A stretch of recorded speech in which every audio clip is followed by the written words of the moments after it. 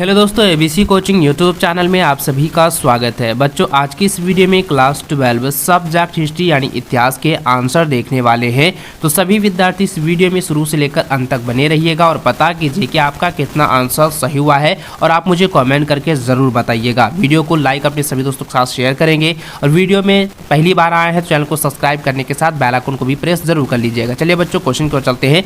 तो देखिए बच्चों, पहला प्रश्न यहाँ पे देख सकते हैं दिया गया है कि हड़प्पा सभ्यता का प्रसिद्ध बंदरगाह लोथल जो है किस राज्य में है।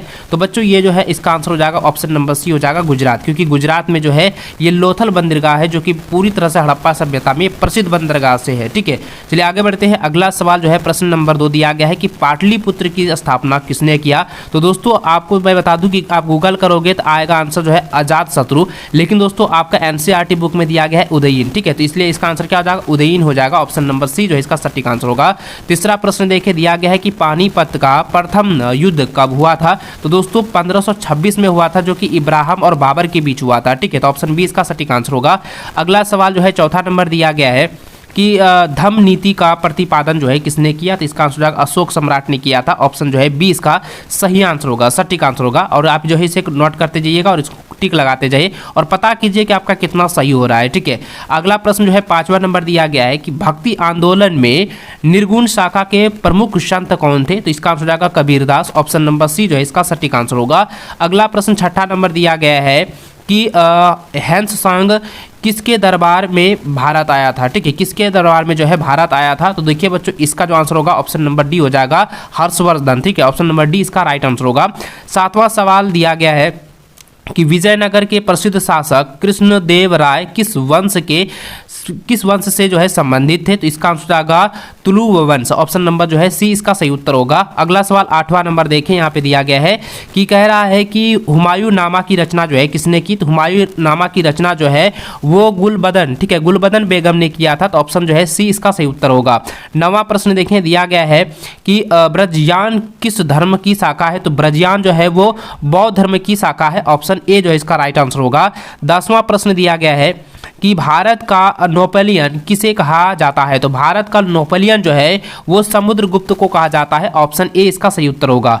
11वां प्रश्न दिया गया है कि ब्रिटिश इंडिया कंपनी यानी कह सकते हैं कि ईस्ट इंडिया कंपनी की स्थापना जो है कब हुई थी। तो इसका आंसर हो जाएगा 1600 ईस्वी। ठीक है, ऑप्शन ए जो है इसका सही उत्तर होगा। चलिए बच्चों आगे बढ़ते हैं। अगला सवाल जो है 12वां नंबर दिया गया है कि संथाल विद्रोह के नेता कौन थे। तो संथाल विद्रोह के नेता हो जाएंगे सिद्धू कान्हू, जो कि ऑप्शन सी जो है इसका सही उत्तर होगा। 13वां सवाल दिया गया है कि 1857 का सिपाही विद्रोह कहां से आरंभ हुआ था। तो दोस्तों यह जो आरंभ हुआ था वो मेरठ से हुआ था। ठीक है, तो ऑप्शन जो है बी इसका सही उत्तर होगा। इसको आप लोग अच्छे से टिक लगाते जाइएगा। 14वां प्रश्न दिया गया है, यहाँ पे सवाल है कि भारत में ईस्ट इंडिया कंपनी की व्यापारिक गतिविधियों का प्रथम केंद्र कहाँ। तो प्रथम केंद्र जो है वो सूरत, जो कि गुजरात में है। ठीक है, तो ऑप्शन जो है डी जो है इसका राइट आंसर होगा, सही आंसर होगा। 15वां सवाल दिया गया है कि 1857 के विद्रोह के कारणों में से एक चर्बी युक्त कारतूस का प्रयोग किस राइफल में किया जाता था। तो दोस्तों इसका आंसर आएगा एनफील्ड। ठीक है, एनफील्ड जो है राइफल में जो है चर्बी युक्त कारतूस का जो है प्रयोग किया जाता था। तो ऑप्शन नंबर जो है सी जो है इसका सटीक आंसर होगा। और 1857 में जो विद्रोह हुआ था ये जो है इसी के कारण हुआ था, जो कि ये कारतूस जो बनाया जा रहा था इसी में जो है इसी के अफवाह में जो है यह जो है पूरी तरह से विद्रोह हुआ था। ठीक है, तो इसको आप लोग टिक कर लें। तो ऑप्शन सी जो है इसका सही आंसर होगा, एनफील्ड। अगला सवाल 16वां नंबर दिया गया है कि रैयतवाड़ी व्यवस्था किसने लागू किया। तो इसका आंसर हो जाएगा ऑप्शन नंबर सी हो जाएगा, थॉमस मुनरो ने जो है यह जो है रैयतवाड़ी व्यवस्था को लागू किया था। ऑप्शन सी इसका सही आंसर होगा। 17वां सवाल दिया गया है कि फोर्ट विलियम की स्थापना कहाँ की गई। तो इसका आंसर होगा कलकत्ता। ऑप्शन ए इसका सही उत्तर होगा। 18वां प्रश्न देखें दिया गया है कि मेघदूतम के रचनाकार कौन है। तो मेघदूतम के रचनाकार हो जाएंगे कालिदास। ऑप्शन नंबर बी जो है इसका सही उत्तर होगा। 19वां सवाल देखें दिया गया है कि यूनेस्को ने हम्पी को विश्व विरासत स्थल जो है कब घोषित किया। तो इसका आंसर आएगा 1986। ऑप्शन नंबर जो है 20 का सही उत्तर होगा। 20वां प्रश्न इस प्रकार से देखें तो दोस्तों यहाँ पे दिया गया है कि हड़प्पा सभ्यता के किस स्थान में, ठीक है, हड़प्पा सभ्यता के किस स्थान में कांसे की नर्तकी को प्रमाण मिला है। तो देखिए इसका जो आंसर होगा ये हो जाएगा हड़प्पा सभ्यता में ये मोहनजोदड़ो। ठीक है, तो ऑप्शन नंबर ए इसका सही सटीक आंसर होगा। तो ऑप्शन ए इसका सही उत्तर होगा, इसको आप लोग टिक लगा लीजिए। और बच्चों आप मुझे कमेंट करके बताइए इनमें से अभी तक कितना आपका सही हो चुका है। आगे बढ़े तो 21वां प्रश्न दिया गया है कि रामायण के मौलिक रचनाकार कौन है।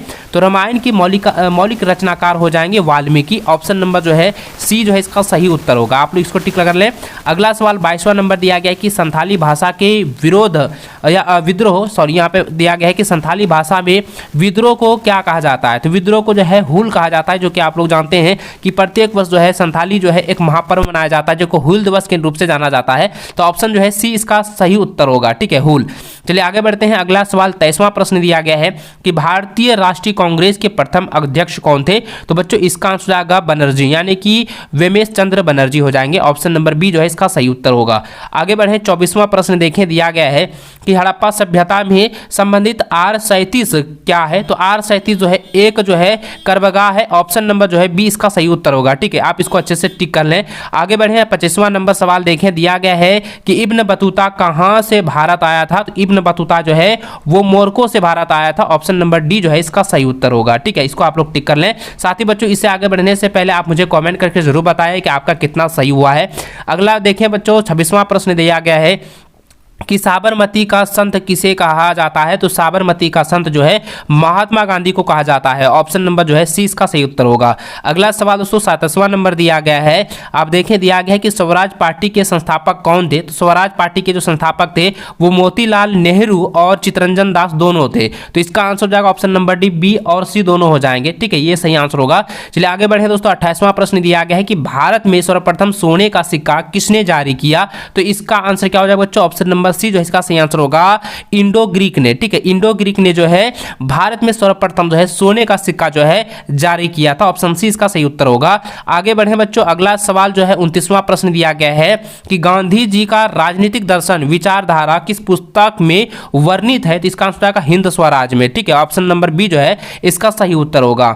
अगला सवाल दोस्तों और लास्टवां सवाल देखें ऑब्जेक्टिव वाला का। तो यहाँ पे 30वां प्रश्न दिया गया है कि हड़प्पा सभ्यता का भारत में स्थित सबसे बड़ा स्थल कौन है। तो इसका आंसर जाकर राखी गढ़ी जो है ये सबसे हड़प्पा सभ्यता का में से सबसे बड़ा जो है ये स्थल है। ठीक है, तो इस प्रकार से दोस्तों 30 ऑब्जेक्टिव क्वेश्चन का हम लोग आंसर देख लिए हैं।